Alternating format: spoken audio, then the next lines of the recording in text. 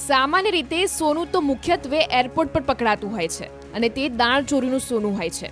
મુખ્યત્વે કસ્ટમ્સ વિભાગ તે પકડતું હોય છે. પણ સુરેન્દ્રનગરના ચોટીલામાંથી વાહન ચેકિંગ દરમિયાન 2.75 કરોડ રૂપિયાનું સોનું ઝડપાયું છે.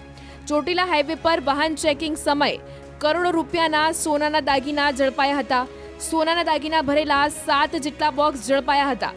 વેપારી બસમાં સોનાના દાગીનાની હેરાફેરી કરતો હતો.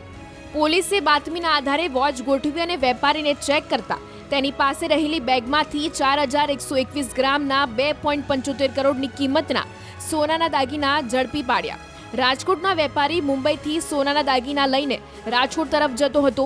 સોનાના દાગીના લઈ જનારા તેના માટેના કોઈ પણ પ્રકારના પુરાવા રજૂ ન કરી શકતા સોનું જપ્ત કરવામાં આવ્યું હતું. પોલીસે સોનું લઈ જનારાઓને પણ પૂછપરછ માટે અટકાયતમાં લીધા છે. ચોટીલા પોલીસ મથકે ગુનો નોંધીને કાયદેસરની કાર્યવાહી હાથ ધરાઈ છે.